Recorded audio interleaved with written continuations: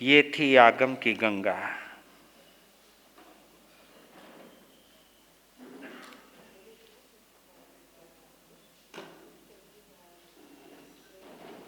इस गंगा के माध्यम से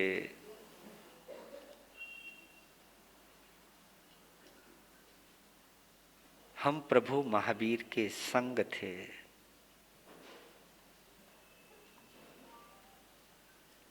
हम प्रभु महावीर के साथ थे।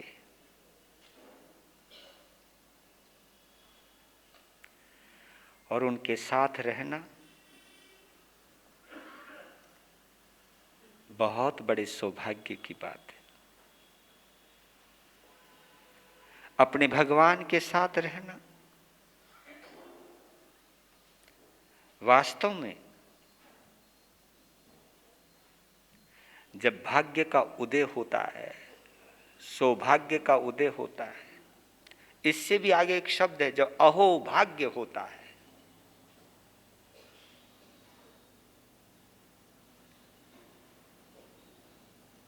ये हमारा भाग्य है कि हमें मनुष्य जन्म मिला। ये हमारा सौभाग्य है कि हमें जैन कुल मिला।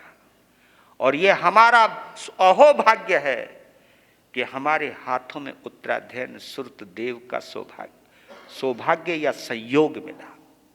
ये सबसे बड़ा अहोभाग्य।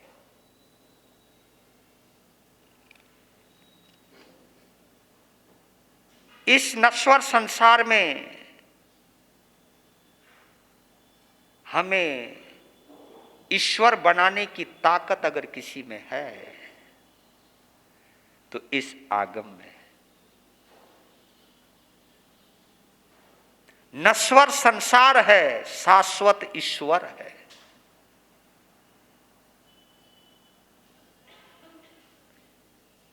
और ईश्वर के साथ रहना कभी कभी इस नश्वर देह का भी सौभाग्य है। लीजिए, आज 35वां अध्ययन है और बड़े सुंदर रीति और तरीके से हम चले हैं और आप लोगों ने बिल्कुल अनुशासन को फॉलो किया है, बड़े अनुशासित रहे हैं और आपके चेहरे पर झलकती हुई एक आत्म संतोष की जो झांकी है, इसको संतुष्टि कहते हैं कि यार आनंद आ गया, चलो यार जन्म सफल हो गया। ये जो संतुष्टि है यही हमारे सम्यक्त्व की निशानी है।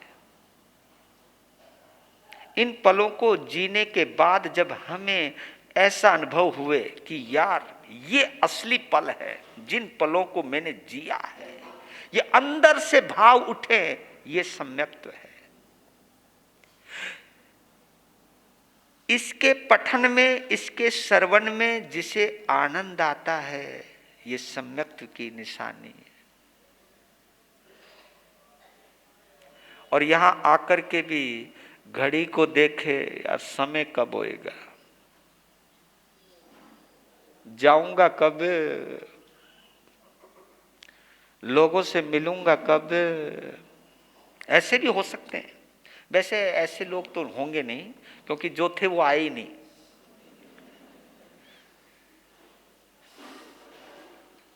सुबह सुबह नींद से उठना, तैयार होना और मन में एक उल्लास, एक उत्साह का होना कि चलो महावीर भवन चलते हैं, चलो आगम यात्रा में चलते हैं, चलो श्रुतदेव उत्तराधीन सूत्र से मिलते हैं, चलो भगवान महावीर की अंतिम देशना को सुनते हैं। ये भाव आना ही अपने आप में सम्यक्त्व की निशानी है।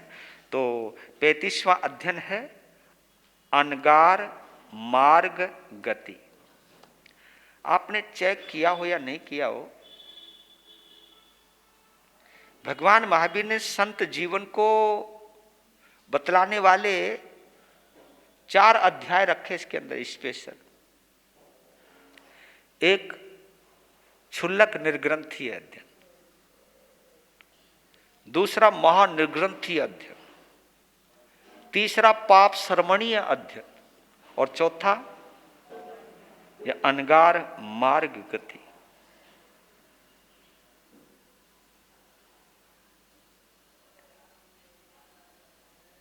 यानी संत जीवन को या साधक के जीवन को या हमारी साधना को समझने के लिए या समझाने के लिए हर कौन से विवेचना की है भगवान ने। हम संतों को उत्तराध्ययन सूत्र में इन 4 अध्ययनों को दिल से पढ़ना भी चाहिए, चिंतन भी करना चाहिए। और मैं तो एक बात कहता हूं, बड़ी बड़ी मालाएं फेरने की बजाय, बड़े बड़े स्तोत्रों को पढ़ने की बजाय इन अध्ययनों का प्रतिदिन हमें स्वाध्याय करना चाहिए, ताकि हम बोध के साथ रहें, ताकि हम होश के साथ रहें, ताकि हमसे हो रही गलतियों की जानकारी सतत मिलती रहे, ताकि हम अपनी गलतियों में यथासंभव सुधार करते रहे। ये असली है। इन 4 अध्ययनों में भी चमत्कार घटित हो सकता है। हाँ, चमत्कार वो नहीं 1 के 2 बना दो, वो नहीं। चमत्कार वो नहीं जिनसे संसार की इच्छाएं पूरी होती हैं। चमत्कार तो वो होता है इस भौतिक संसार में इसके आकर्षण से हम मुक्त रह सकें। इससे बड़ा चमत्कार और क्या हो सकता है। मोहनीय कर्म के बिछाए हुए जाल में हम फंस ना पाए, इससे बड़ा चमत्कार और क्या हो सकता है। यह असली चमत्कार है। यह वो चमत्कार है कि जिसकी वजह से अहंकार अंगड़ाई नहीं लेता। यह वो चमत्कार है जिसकी वजह से हमारे अंदर नित्य नूतन संस्कार जागृत भी होते हैं, संरक्षित भी होते हैं, परिवर्धित भी होते हैं, आगे बढ़ते हैं। हमें चमत्कारी स्तोत्रों की बजाय इन अध्ययनों का प्रतिदिन स्वाध्याय करना चाहिए। यही हमारा संबल है, यही हमारा रास्ता है। बल्कि इन अध्ययनों को तो मैं ऐसा कह सकता हूं जैसे एक छोटा सा बच्चा अपने माँ बाप की उंगली पकड़ के चलता है, और जिस बच्चे ने अपने माँ बाप की उंगली पकड़ रखी है वो बच्चा भीड़ में कभी खोता नहीं, वो गुम नहीं होता। ये ताकत है। ये अध्ययन ऐसे लगते हैं जैसे स्वयं भगवान ने हमारा हाथ पकड़ रखा है, चलो।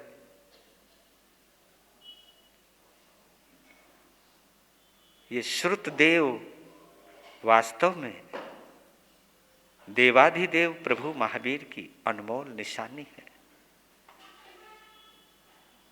लीजिए 4 लाइनें गाते हैं और हम अपने को समझाते हैं। कभी इस भीड़ में बैठे हुए लोगों के अंदर अगले जन्म में भी संत बनने का, साध्वी बनने का योग हो तो उसकी मजबूती अभी से ले लेते हैं, क्योंकि आप वहां बैठ करके भी संत और साध्वी बनने का संकल्प या भाव तो भा ही सकते हो। ये तो श्रावकों का एक मनोरथ है। मनोरथ तो समझते होंगे। असली मनोरथ यही है। जबकि आज की दुनिया के मनोरथ कुछ और है। फला जगह मेरी कोठी हो जाए, यह भी एक मनोरथ है। दूसरा मनोरथ यह भी है, इन कोठियों को, घर बार को, परिवार को छोड़कर मैं संसार से अलग हो जाऊं। मनोरथ तो यह भी है। आप ये जरूर भाया करो, भाना चाहिए। क्योंकि ये भाव अगर आप भाते रहोगे, कब वो समय आएगा, कब वो घड़ी आएगी जब मैं इस दलदल से बाहर निकलूंगा।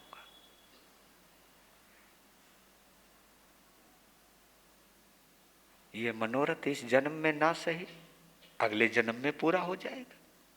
लेकिन इस मनोरथ का एक और चमत्कार हो सकता है। वो चमत्कार ये है कि आप किसी के साथ गलत नहीं करोगे। ये इस मनोरथ का चमत्कार है जो मैं बोल रहा हूं कि वो दिन कब होगा जब मैं सभी परिग्रह से मुक्त होऊंगा। वो दिन कब आएगा जब मैं पंच महाव्रत साधु और साध्वी बनूंगा। ये जब मनोरथ आप अंदर से भाओगे, एक तो दोहराना होता है, पढ़ लिया भाई, इसको 9 बार पढ़ लो, 10 बार पढ़ लो, दोहरा लो। दोहराना एक अलग चीज है, लेकिन वो आवाज अंदर से निकले वो बात अलग है। जिसके अंदर से ये मनोरथ निकलता रहता है, अब बताओ वो किसके साथ बुरा कर सकता है? वो बुरा करे ही नहीं सकता। इसलिए आप लोगों के पास भी बहुत सुनहरी मौका है भगवान महावीर से अपना मानसिक और आत्मिक संबंध स्थापित करने का, इस मनोरथ के माध्यम से। भोगावली कर्म के साथ जुड़े रहने के बावजूद भी भोग से मुक्त होने का मनोरथ पालना कितनी गजब की बात है। कभी कभी तो यहां पर भी गलतियां हो जाती हैं। हम संसार को छोड़ने के बावजूद भी संसारी लोगों से हम कभी कभी इस कदर जुड़ जाते हैं कि हमारा वो वैराग्य सुरक्षित नहीं रह पाता। तो हमें भी समझना है और आपको भी समझना है। आप वहां रह करके भी यहां की कल्पना कर सकते हो, और मैं यहां रह करके भी अरिहंत होने की कल्पना कर सकता हूं। अनगार बनकर, अनगार बनकर मार्ग में पुरुषार्थ हो आचार में।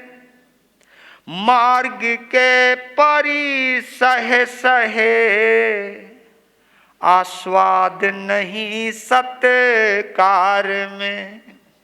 मार्ग के परि सहे सहे आस्वाद नहीं सत्कार में। शुक्ल ध्यान में लीन रह के मोह माया को तजे। मृत्यु समय इस देह को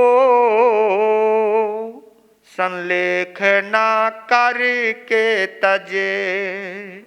मृत्यु समय इस देह को संलेख ना करके तजे।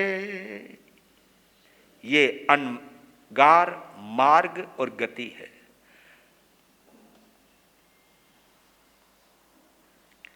इसको हम थोड़ा गा करके समझ लेते हैं, जल्दी समझ में आ जाएगा। वीर प्रभु के अंतिम वाणी सुन लो और सुना लो।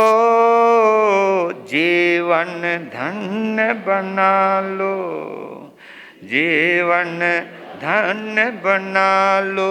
उत्तराध्ययन में गुंजित होते प्रभु शिक्षा अपना लो।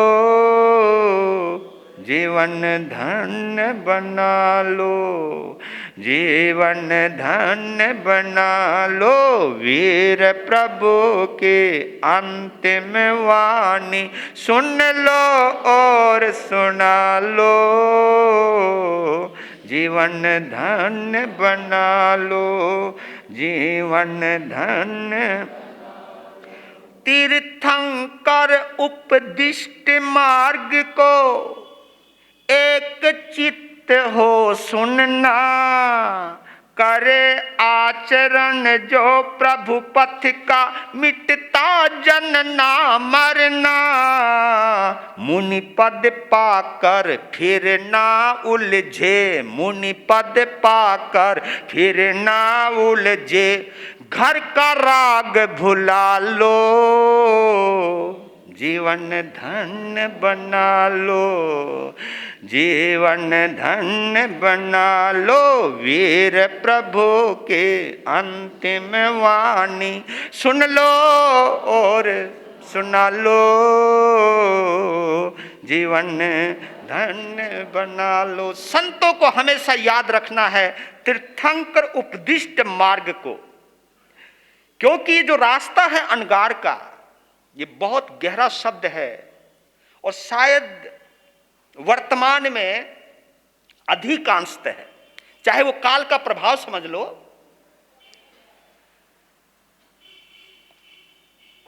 हम लोग भी इस मार्ग से पतित हो रहे हैं, ये हमें मान लेना चाहिए। बड़े से बड़ा क्रिया संपन्न साधक भी इस रास्ते से भटक रहा है,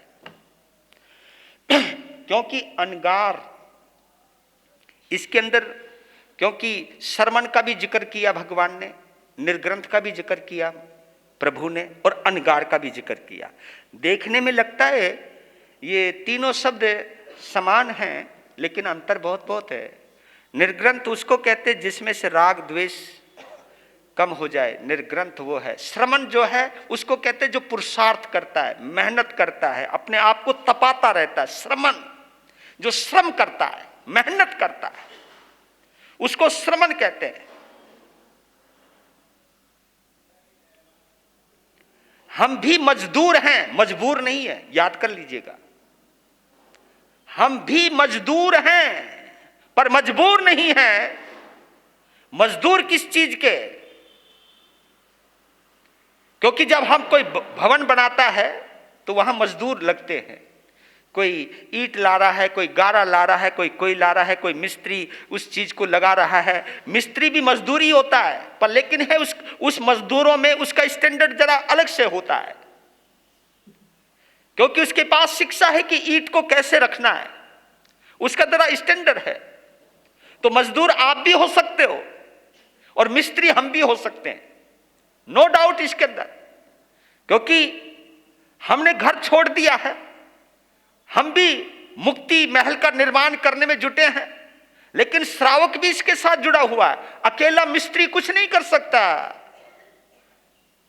कर सकता है क्या? अकेला मिस्त्री कुछ नहीं कर सकता। मिस्त्री दीवार बनाए, ईंटें लगाए या ईंटें उठा उठा के लाए, क्या करेगा?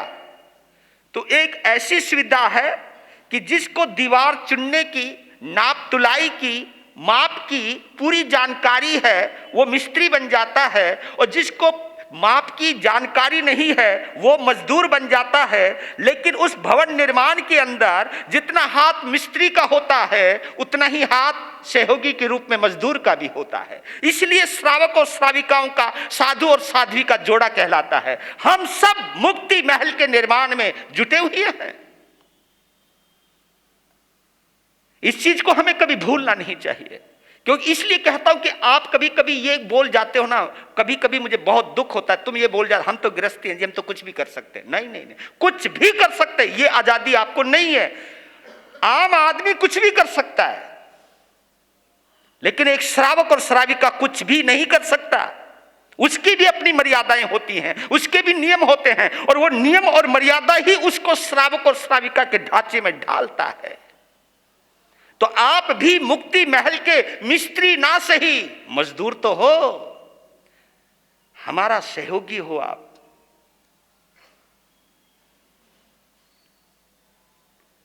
तो आप ये देखिए अनगार शब्द का इस्तेमाल क्यों किया। अनगार शब्द का इस्तेमाल इसलिए किया कि सबसे पहले, क्योंकि इस शरीर के बाद अगर किसी को सबसे ज्यादा मोह होता है तो अपने घर से होता है। ये कभी भी चेक कर लेना।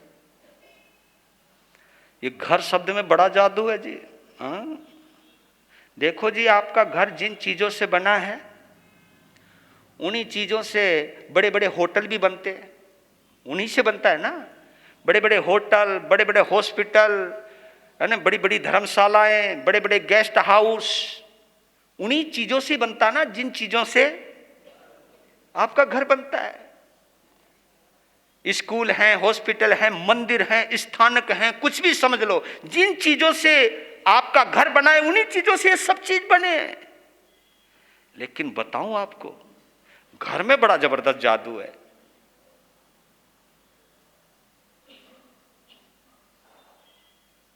अब मैं तुम्हारी बात बोलता हूं क्योंकि तुम्हारी बात तुम्हें जल्दी से समझ में आएगी। जैसे तुम ससुराल में गए, है ना, तुम, ये नहीं, तुम वहां आपको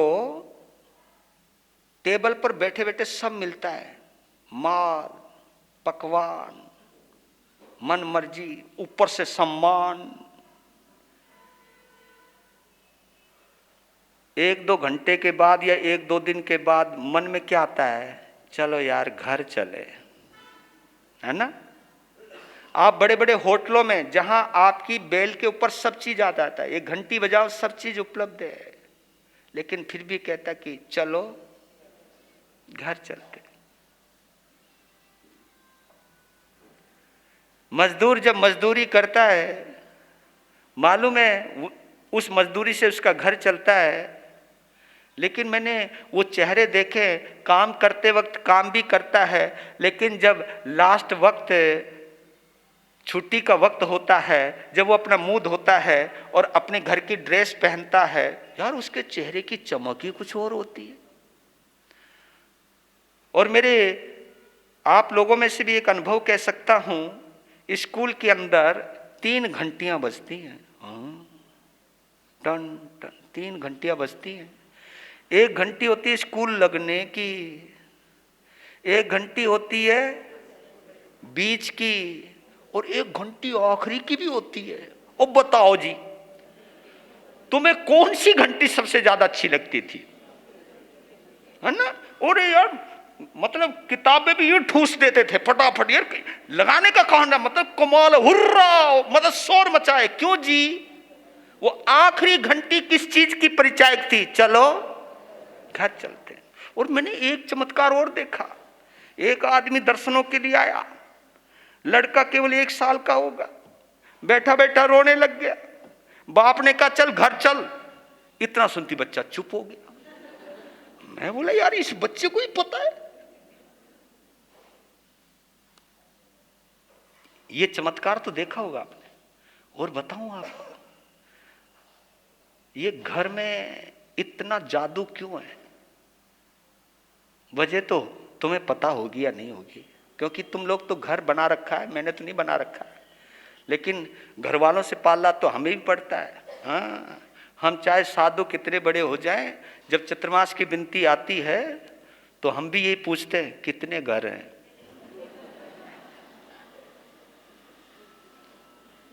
और बताऊं आपको, मैं यहां कितना बड़े बड़े भाषण दे लूं, लेकिन जब 11:30 बजे का टाइम होता है, पात्र उठाकर हम भी,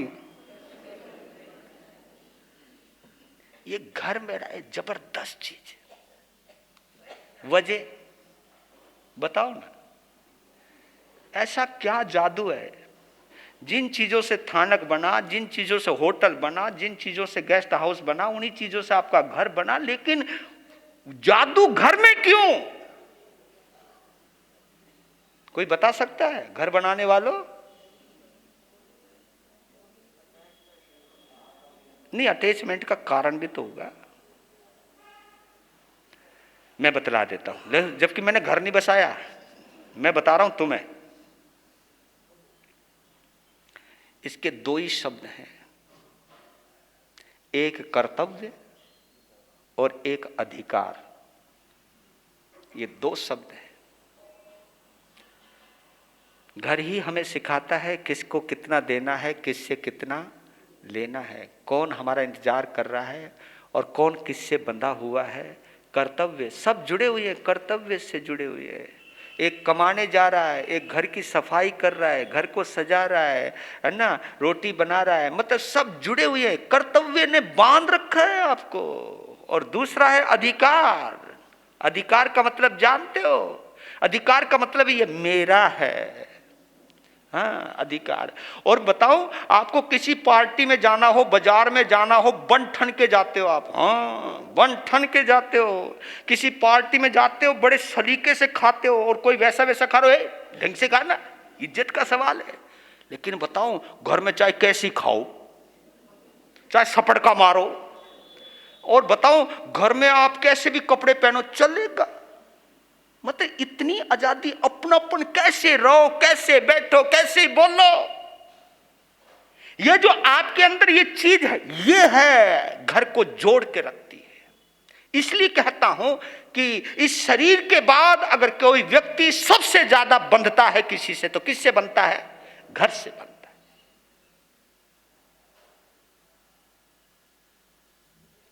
तो ऐसे घर को छोड़कर अनगार बनना, यार जबरदस्त बात है।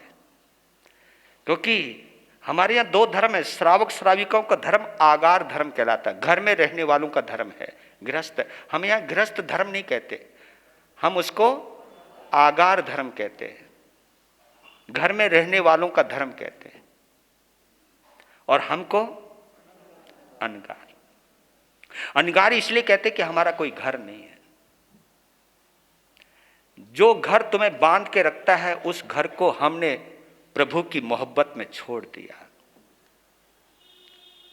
प्रभु के प्रेम में छोड़ दिया। उससे इतना प्रेम हुआ, उससे इतना प्रेम हुआ कि हमने अपना घर छोड़ दिया, अधिकार छोड़ दिया, ममत्व छोड़ दिया। लेकिन अब दूसरी बात कहने जा रहा हूं, जो हमें समझनी है, जहां हम भटके हैं। बड़े से बड़ा साधक भी भटक रहा है, हम सब भटके। कैसे भटके हैं? क्योंकि अब हर संप्रदाय के अपने अपने स्थानक हो गए हैं। अब गौर करना, मैं बोलना चाह रहा हूं कि एक बार हमें जरूर चेक करना चाहिए कि मैं अनगार तो कहलाता हूं, लेकिन अनगार हूं या नहीं, यह जरूर सोचने वाली बात है। इस मामले के अंदर बुरा ना माने कोई, क्योंकि ये आवाज हर जगह जाती है। इस मामले में मैं सरमन संघ के स्थानकों को ज्यादा प्रमाणिक स्थानक मानता हूं। क्यों मानता हूं? क्योंकि सरमन संघ का स्थानक सभी के लिए खुला हुआ है, सभी के लिए खुला हुआ है। लेकिन आप लोगों की जानकारी कह दे तो कई संप्रदायों के ऐसे स्थानक हैं जो किसी के लिए खुले हुए नहीं है, बांध दिया। सेम कई लोग धामों के ऊपर चर्चा करते, वो भी गलत है, मैं खुद ही कह रहा हूं, वो भी कमजोरी है, मजबूरी नहीं कहूंगा, कमजोरी है हम लोगों की। धाम भी कमजोरी है, लेकिन कोई स्थानक संप्रदाय विशेष से बंध गया है तो वो भी कमजोरी है। जहां दूसरी संप्रदाय का संत जा ही नहीं सकता, तो मेरे बंधुओं, उनको भी ये समझ लेना चाहिए कि मैं भी अनगार नहीं रहा, क्योंकि ये मेरा स्थानक है, हमारा स्थानक है, हमारे श्रावकों का बनाया हुआ स्थानक है। और इस स्थानक में हम ही रह सकते हैं, और इस स्थानक में केवल हमारी संप्रदाय के ही संतों का ही चतुर्मास हो सकता है, और उन्हीं का ही प्रवचन हो सकता है। वहां पर कंडीशनें हैं, यहां ये नहीं लगेगा, ये नहीं लगेगा, वो नहीं लगेगा। कमाल की बात है, सरमन संघ का स्थानक ऐसा होता है जिनको माइक नहीं चाहिए, माइक नहीं लगता, जिनको माइक चाहिए उनके लिए माइक लग जाता है। कितनी फ्लेक्सिबिलिटी है आप लोगों के अंदर, कितनी उदारता है आपके अंदर। इसलिए मैं कहता हूं, सरेआम छाती ठोक करके कहता हूं, स्थानक अगर कोई है तो श्रमण संघ के ही होते हैं और किसी संप्रदाय के स्थानक नहीं होते। वो सब उन संप्रदाय के साधु साधियों के अपने अपने घर होते हैं, अपना अपना मकान होता है वो। क्योंकि जहां कोई उनके अलावा जा ही नहीं सकता, तो फिर तो भैया जैसे आपके मकान में कोई दूसरा कब्जा, जैसे तुमने बांध रखा, कोई अनजान कोई घुस कोई सकता तुम्हारी रजामंदी के बिना। Who are you? और कमाल हो गया जी, अब तो हम संतों को भी आहार पानी के लिए भी, हम संतों को हर कोई हार पानी नहीं देता। अब तो श्रावकों ने भी सोच लिया कि हमने हार पानी देना किनको है। जो कट्टरवादी श्रावक हो गए वो अपने ही साधु साधियों को हार पानी देते, उन्हीं के आगे हाथ जोड़ते, नहीं तो वो तो किसी को हाथ भी नहीं जोड़ते। क्यों? क्योंकि जिन्होंने अपना ही स्थानक बना लिया, फिर उन्होंने अपने ही श्रावक बना लिए कि जैसे ये स्थानक हमारा है ऐसे तुम श्रावक भी मेरे हो, बस, और किसी के पास नहीं। तो ये बात अगर हमारे अंदर आ गई तो फिर साधुता का, फिर अनगार वृत्ति कहां रही। और अब तो संत भी कहने लगे यहां पर खिड़कियां खोल देना, यहां पर ये खोल देना, वहां पर ये खोल देना, ताकि हवा आए और हमारे मतलब का। उस श्रावकों को भी पता रहता है कि हमारे संतों को कैसा कैसा थानक चलता है। तो मेरे कहने का भाव, मिच्छामि दुक्कडम पहले तो मैं बोल देता हूं, किसी को बुरा लगा हो, लेकिन इतना जरूर कहता हूं कि एक बार अपनी अनगार वृत्ति को चेक जरूर करना। अगर मैं ऐसा कर रहा हूं या करवा रहा हूं तो मैं अनगार वृत्ति से गिर रहा हूं। इसलिए कहता हूं कि इन अध्ययनों को स्वाध्याय जरूर करना चाहिए। ये हमें समझाते भी हैं, हमें संभालते भी हैं। हिंसा झूठ चोरी कर्म की करे न मन से इच्छा, त्याग करे ए ब्रह्म पाप का लोभ न समझे अच्छा। मोक्ष लक्ष्य में संयमी साधक, मोक्ष लक्ष्य में संयमी साधक आत्महित को पालो, जीवन धन्य बना लो, जीवन धन्य बना लो। वीर प्रभु की अंतिम वाणी सुन लो और सुना लो, जीवन धन्य बना लो, जीवन धन्य बना लो। स्वर्ण रजत मिट्टी समझाने करे न मन से इच्छा, क्रय विक्रय में दोष समझता भिक्षु धर्म ही सच्चा। सूत्र विधि से भिक्षावृत्ति हो, सूत्र विधि से भिक्षावृत्ति हो, समता भाव जगा लो, जीवन धन्य बना लो, जीवन धन्य बना लो। एक चीज आपने देखा यहां पे, जो मैंने एक लाइन पढ़ी है, समय हो रहा है आपका। हिंसा झूठ और चौर्य कर्म की करे न मन से इच्छा। देखो संत भी हिंसा करते हैं, हम भी हिंसा कर सकते हैं। आप तन और मन से हिंसा कर सकते हो, लेकिन हम मन से हिंसा कर लेते हैं। और आपको एक गहरी बात बताऊं, तन की हिंसा इतनी खतरनाक नहीं है जितनी मन की हिंसा का। और हिंसा का जन्म कब होता है? हिंसा का जन्म राग और द्वेष में ही होता है। हिंसा, ये मेरा, ये उसका, ये राग और द्वेष है, यहां से हिंसा का जन्म हुआ है। राग और द्वेष से ही हिंसा का जन्म होता है। हिंसा का भाव हमेशा मोह के अंदर ही आएगा। मैत्री भाव में कभी हिंसा का भाव आता ही नहीं है। हिंसा, झूठ, क्योंकि राग और द्वेष में हम झूठ भी बोल सकते हैं। हाँ, इसलिए तो बोला है राग और जैसे हम किसी साधु संत के ऊपर टिप्पणियां करने लग जाते हैं, सुनी सुनाई बात को आगे बढ़ाने लग जाते हैं, किसी की निंदा और चुगली करने लग जाते हैं। और आपको एक गहरी बात और बतला देता हूं, अगर आपने कोई सही बात भी बदनामी की दृष्टि से बोला है तो वो भी झूठ में ही आता है। इसलिए भगवान महावीर ने कहा कि काने को काना नहीं कहना। यहां भगवान ने कहा कि चोर को भी चोर नहीं कहना। ऐसे नहीं कहा भगवान महावीर ने कि सत्य भी वो मत बोलो जिसकी वजह से किसी की इज्जत उछल जाए, किसी की बदनामी हो जाए। और जो बदनामी के इरादे से सच भी बोल रहा है तो वो झूठ से भी ज्यादा खतरनाक होता है। इसलिए हमें कदम कदम पर जरूर सोचना चाहिए, क्योंकि जो भगवान महावीर के मार्ग को जानता है वो एक चीज को जरूर जानता है। क्या जानता है?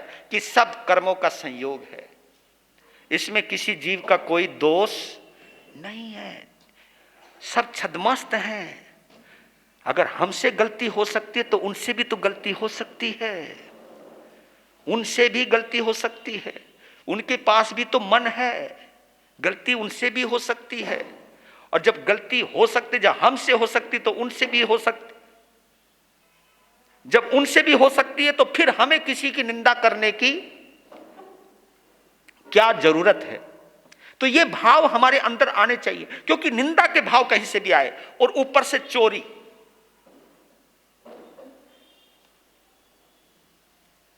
ऊपर से चोरी। भगवान के आदेश के विपरीत हम जो भी करते हैं वो सब चोरी में आता है। तो हिंसा, झूठ और चोरी, इनकी इच्छा ना करें। तब अनगार ऐसे नहीं बन जाता। तभी तो सोच रहे कि इस अध्ययन को पढ़ते पढ़ते पता चल जाए, जहां भी हमारे अंदर भटकाव आता, विचलन आता है, जहां भी भटकाव आता, ये अध्ययन हमें रोक लेगा। तू गलत कर रहा है रे, सावधान हो जा, ऐसा नहीं कर, ये तेरा मोह है, ये तेरा राग है, ये तेरा द्वेष है, ये तेरा सांप्रदायिक राग है, ये तेरा धर्म नहीं, ये तेरी आत्मा का स्वभाव नहीं, ये कोई वीतराग का रास्ता नहीं है, ये तेरे अरिहंत बनने का कोई रास्ता नहीं है। ये चीज हमारे अंदर आनी चाहिए। अनगार वृत्ति को समझना चाहिए और हमें उन चीजों से बचना चाहिए जिनकी वजह से आपका संसार बढ़ता है। मैं आपका संसार बढ़ाने में सहयोगी ना बनूं। अगर मैं रिश्ते करवा रहा हूं तो संसार आपका बढ़वा रहा हूं और आपके साथ साथ मैं अपना भी तो बढ़ा रहा हूं, और अपना ज्यादा बढ़ा रहा हूं, है ना। संसार के सुख तुम भोगोगे और तकलीफ हमें भोगनी पड़ेगी, है ना। और तुम्हारी किस्मत का लेखा लेकर के बैठ जाऊं, तुम्हारी जन्म पत्री बनवाऊं, तुम्हारे मंत्र बनवाऊं। अब तो कई बार ये भी हो गया, क्रय और विक्रय का देखनी है। मैं तो आश्चर्य मान गया कि जैसे ईसाई मिशनरी काम करती है, पैसा देती है, नौकरी का लालच देती है, लड़की का लालच देते हैं कि चल तेरी शादी हम कर देंगे, तुझे नौकरी हम दिला देंगे, तुझे व्यापार हम करवा देंगे, तू ईसाई धर्म स्वीकार कर ले। राइट? ऐसे जैन समाज के अंदर भी हो रहा है। दूसरे संप्रदाय के श्रावक श्राविकाओं को लालच दिया जाता है कि तू दीक्षा ले ले, इतने करोड़ रुपए तेरे परिवार को हम दे देंगे, इतने लाखों रुपए तुझे हम दे देंगे। ये सब हो रहा है। ये लालच देकर के किसी को परिवर्तन करवाना, ये धर्म की प्रभावना नहीं है। सेवा करो और भूल जाओ, लेकिन जिस सेवा में कंडीशन लग जाती है, होता है ऐसा। हर किसी को अपना धर्म बड़ा प्यारा लगने लग गया है भैया। हुआ एक बार, कमाल है। चलो समय हो गया, मैं ज़्यादा नहीं बोलता, पर लेकिन इतना जरूर कहना चाहता हूं कि हमें इन चीज़ों से बचना है, अनगार वृत्ति को समझना है। और भी कई व्याख्या हैं इसके अंदर, और आप कभी को मौका लगे तो इसलिए कहता हूं, इस आगम को अपने आंगन में रखो, अपने घर में रखो, अपने पूजा स्थल पर रखो। और कभी कभी जैसे तुम अपने बच्चे को देखने की कोशिश करते हो, बच्चा लेट हो जाए तो तुम्हारी धड़कन बच जाती है, और तुम जो चेहरे तुम्हें अच्छे लगते लगते, रिश्तेदार अच्छे लगते, हाय यार वो अभी तक नहीं आया, 1 साल होने को आया, वो मिलने को नहीं आया। तो कभी कभी ये भी सोच लिया करो, यार 1 साल हो गया, अभी मैंने भगवान महावीर के दर्शन नहीं किए, मैंने अभी आगम नहीं पढ़ा है। तो ये भी भाव अंदर लाया करो। ये भाव अगर लाओगे तो आपके अंदर आत्म भाव जागृत होगा, और ये आत्म भाव ही संसार को परित करेगा, संक्षिप्त करेगा, संसार को घटाएगा। और ये घटाना बहुत जरूरी है।